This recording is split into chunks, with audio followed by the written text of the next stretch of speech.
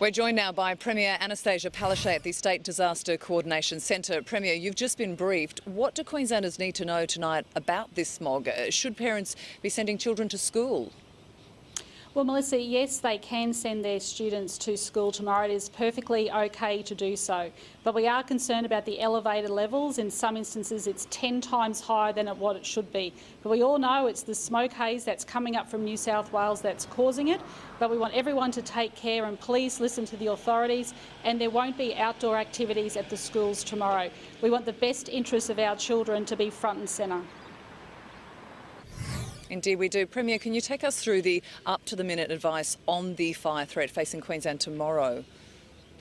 Yeah, we know that we're going to get elevated levels tomorrow, but then we get into Wednesday. We're going to still have really bad air quality on Wednesday, but also too the fire threat is going up to very high to extreme.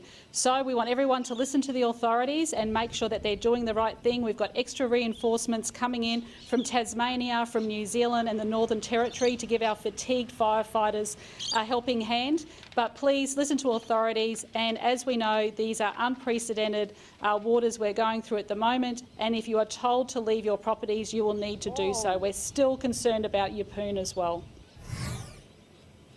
Premier, thank you so much for your time tonight, and you do make a very relevant point. I mean, there is precious little reprieve for firefighters. They are exhausted from days on the front line.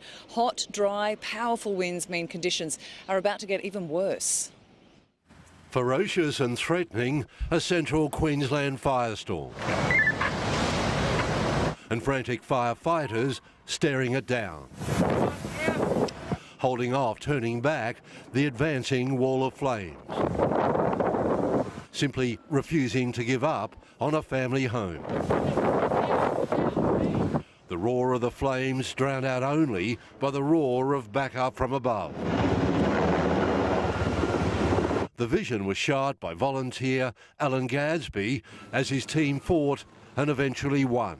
We knew it was going to be so big, we decided to get out of there, and so we just went back to a safe area and waited for the big flames to die down. At least 8 homes, though, were lost over the weekend, and while conditions eased overnight, they flared today. We're once again seeing some fire behaviour that is becoming quite erratic and quite intense. Arson hasn't been ruled out as crews race to build containment lines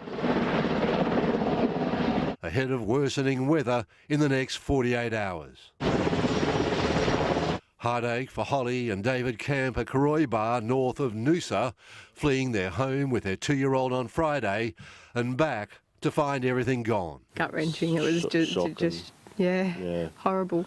It's just hard to see where the home we'd made, and it was such a beautiful family home, and it's hard to see it in the state it was. With the threat in the days to come, there might sadly be many more stories of loss and heartbreak. Lane Calcutt, 9 News. We'll go live to Adam Hegarty now with the very latest on fires burning here in the Scenic Rim and also the Lockyer Valley regions. Adam, there are dire predictions for the next 48 hours. Melissa, that's absolutely right. This is going to be one of the first regions to return to a severe fire danger rating. What that means, in short, is it's going to be hot, it's going to be dry, and it's going to be windy. So not much rest at all today for exhausted firefighters. They've been battling 4 fires of note in this area, and they're waiting for that extreme weather to roll in. This is the Queensland firefight on a good day.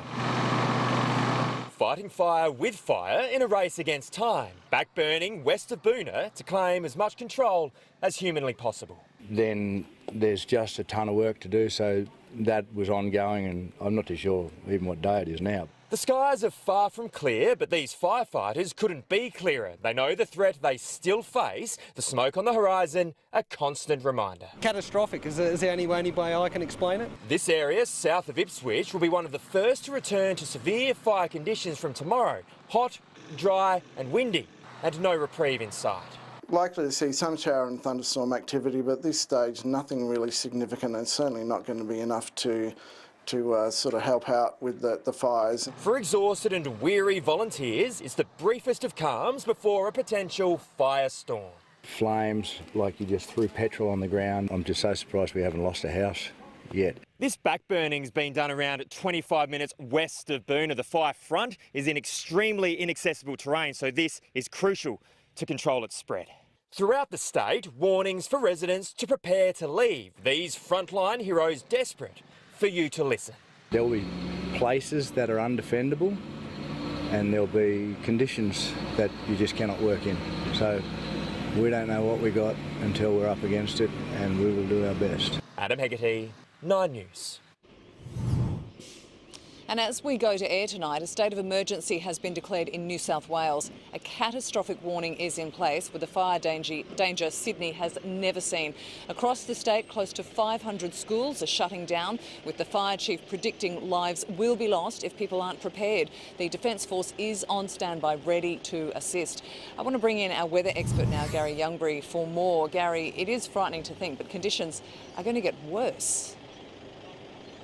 It certainly is, Melissa. A little hard to imagine, really. Today is actually a good day as far as weather conditions go. We've had these east-northeasterly winds just pushing up humidity. But tomorrow, a return of those dreaded north to northwesterly winds, and they'll be gusty. A pool of hot air. Take a look on our forecast heat map that's been building across central Australia, has been driven across southern Queensland, making its way into the southeast corner later tomorrow. And Wednesday will be the worst of the 2 days, or 48 hours. But tomorrow will still be extreme. So fire dangers, well, the fire danger map, they're likely to be even higher than what you're looking at here. We should see severe into tomorrow and also Wednesday before a bit of a brief southerly change, just relaxing temperatures slightly.